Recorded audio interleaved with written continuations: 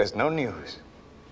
Like bad news. After a 6-year gap between films, James Bond was back on a more regular release schedule.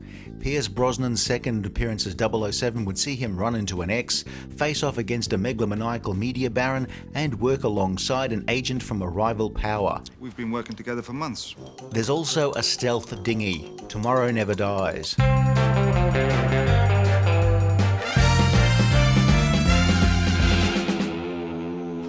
Visible to radar, but not the human eye.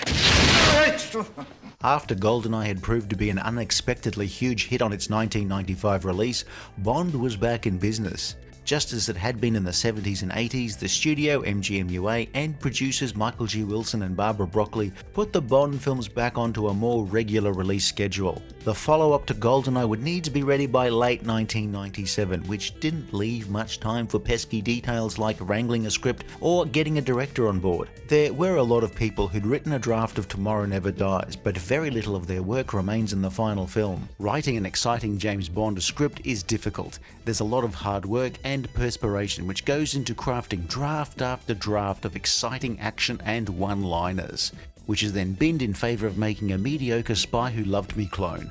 Canadian director Roger Spotswood was hired to direct a film whose plot went through more flavours than Baskin-Robbins. Bruce Fierstein, who'd polished GoldenEye scripts, came in early to write the script from the beginning, and his work was rewritten by what could almost be described as hordes of different writers. With the clock ticking, Spotswood approached writer Nick Meyer, his relative by marriage. Nick Meyer had of course written and directed a number of the more successful Star Trek films, though he found that Wilson and Broccoli knew what they wanted and what they didn't. In the end, Bruce Fierstein came back for another pass, and he would end up writing the bulk of the shooting script. A British naval vessel in international waters, HMS Devonshire, is attacked by a stealth boat with the idea of provoking a war between China and Britain. Also, media baron Elliot Carver can sell newspapers. How quaint. Bond is sent to crash the launch of Carver's new satellite news network to see if he can use his former relationship with Carver's wife as a way to find out information on Carver's plans. Of course, in helping Bond, Paris is marked for death by Carver, and we meet one of the film's few interesting characters, Dr. Kaufman. I am especially good at the celebrity overdose. Bond bumps into Wei Lin, a rival agent from China's spy agency, when Bond retrieves a device from Carver's IT guy, Gupta, a device that can distort a GPS signal. This film wants you to know that that means Global Positioning System. The GPS system, Global Positioning Satellites, do not lie. Yes. The stealth bathtub can get close to either British naval vessels or Chinese fighters, all without being seen, as it is made of stealth material. I once bought a coffee table made of stealth material, but I had to return it because I kept bashing my knee into it. Bond investigates the wreck of the sunken British vessel in Vietnamese territorial waters, where he again bumps into Wei Lin. What were the odds? It's a small world. But soon the pair are captured by Carver's goons before the two escape, riding a motorbike while handcuffed together in one of the film's most exciting action sequences. We have a deadline. The British Navy will arrive to face off against the Chinese Air Force, and it's up to Bond and Wei Lin to find evidence of Carver's tampering. We're gonna finish this together. There's a big battle on board the stealth sloop, which goes on and on like an Energizer bunny with no direction in life, and then kapow, roll credits. Elliot Carver gets a vital life lesson about starting trouble. Would you please kill those bastards? Some people really dig Tomorrow Never Dies. That's clear from the comments on some of our Bond videos. And some people really don't like Tomorrow Never Dies. I find it an okay film, but one of the more soulless Bond films. If Tomorrow Never Dies has its own identity, it too is made of stealth material. Roger Spotswood's direction is okay, nothing to complain about, generally solid in the action scenes, but the script was clearly finished very late in the day. To say that it shows is an understatement, and on the level of saying Big Ben is one loud motherfucker. Will you need collision coverage? Yes. Fire? Probably. Property destruction? Definitely. Personal injury? We have some good action scenes. Bond is stealing a jet in the pre-credit sequence. 007 driving a car from the back seat via a remote control on his telephone. And Bond and Wei Lin on the motorcycle. By the end, when the climax on board the stealth bucket happens, things are starting to drag on like a recital of first-year violin students. Are we ready to release our new software? Yes, sir. As requested, it's full of bugs, which means people will be forced to upgrade for years. After being away for so long, GoldenEye was a tentative prospect to some. There was insecurity, and that was reflected in the script. After GoldenEye did great business, confidence was way up at Eon and MGM-UA. Perhaps to get around the script's inadequacy, they've dialed up Bond's confidence to the point where the character comes off as being less charming and more smug. Maybe that's it. This whole film is just smug people being utterly smug. We hooked up the output of Tomorrow Never Dies into this, a homemade smugmometer, a device that measures smugness to a depth of 15 knowing glances. Using Goldfinger as a baseline of 0, which is not smugness free but within tolerable limits, Tomorrow Never Dies lands at 12 SMG units, just ahead of Diamonds Are Forever, but behind the all-time high Die Another Day. Hold the presses. This just in. Jonathan Pryce's Elliot Carver either makes a great villain or a poor one. He makes grand pronouncements, there's a pretense of public service, barely masking delusions of grandeur, and there's a level of comic book evil that seems oddly out of place for Bond of this period. It really should work, but like trying to ward off typhoid with a coat hanger, it doesn't. I rather like the last one. It isn't even mine. As a media baron, he's meant to be an amalgam of the heads of newspapers and cable outlets of the day. But really, wink wink, it's Rupert Murdoch, or at least the spitting image caricature of Murdoch, a battery backup Murdoch. Carver is about as subtle as Jabba the Hutt ice skating, which I must confess is something I would now like to see, if only because it sounds marginally more interesting than most of Tomorrow Never Dies. Michelle Yeoh was a true co-star, having made a name for herself in Asian cinema. Even though the fights here are toned down from her usual film work, she brings a dynamism that we never really got to see from previous Bond women who were meant to be equals of Bond as agents. Thanks for washing my hair. I work alone. Terry Hatcher as Paris Carver was meant to be the one that got away, one of the few times we see Bond dealing with an ex. Do you know I used to look in the papers every day for your obituary? Paris Carver was conceived as a character that had a fling with Bond, he left and now he's back, but she does not want to end up in a raft with him at the end of the film. It's an interesting idea that isn't developed enough, and she is offed fairly early on. Vincent Schiavelli as Dr. Kaufman, yes, the guy everybody cast when you wanted someone really weird looking, gave us probably the film's most comedic scenes. Is that our little... Stamper! Stop yelling in my ear, yeah? He's basically a monster, torturer and assassin who gets most of the film's few genuine laughs. It's almost a pity he's killed off, though his German accent is a little too Hogan's Heroes for the 1990s. Ricky Jay was best known as a magician before he started to pop up in films as Bud Spencer who doesn't need to be dubbed. You get the equipment, I'll send the messages. On second thoughts, you type.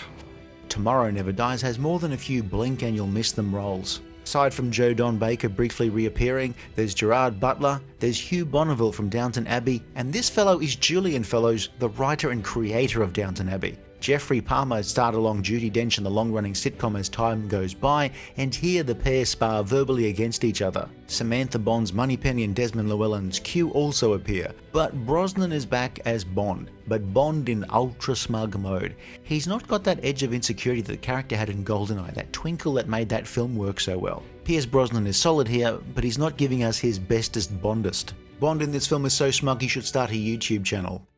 Talk here, listen here. So that's what I've been doing wrong all these years. The thing about the film's smugness is that it doesn't really lend itself too well to comedy, and most of the time Tomorrow Never Dies is quite a dry film. The jokiness and almost fourth wall breaking meta moments of GoldenEye are gone, and instead we have Bond just making an oblique comment here and there, but very little that's going to raise even a smile. Which is fine if you want a fairly serious Bond film, so if so, I have the perfect joke for you. Why did James Bond cross the road? To murder someone.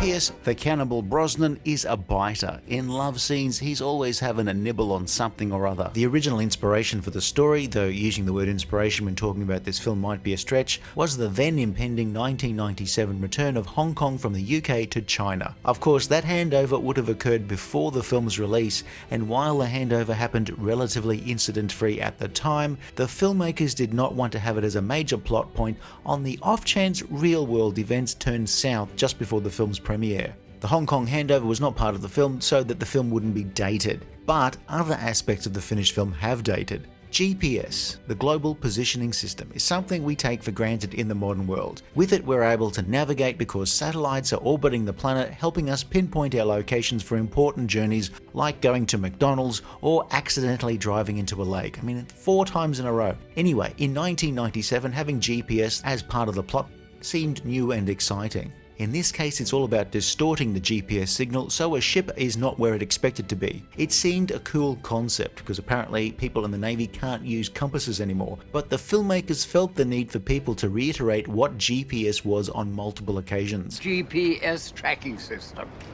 At the time, it was a marvel and access wasn't as universal as it is now. Now I use GPS to see where my parcels were actually delivered to and to track when my pizza is going to be delivered to my neighbor's house. Also, why did I wrap my house in tinfoil?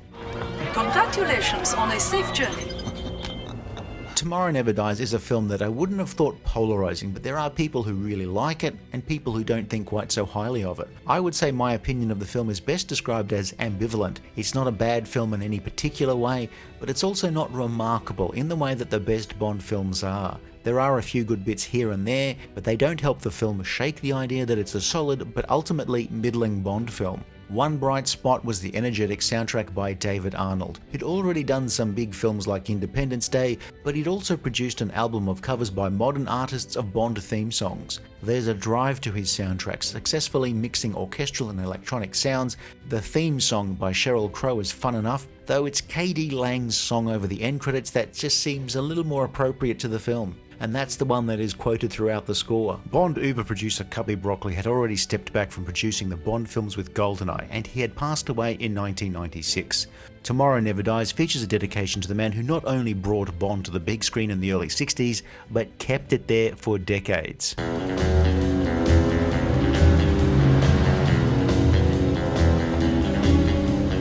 Through the decades, the Bond series has been through ups and downs, but also periods where people enjoyed the films enough the first time, but if you asked them about the film afterwards, they'd likely give you a shrug.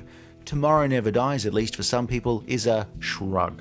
Some good action scenes throughout the film and a leading lady who is incredibly capable in the action, but it's also a script where there's not a lot of humour.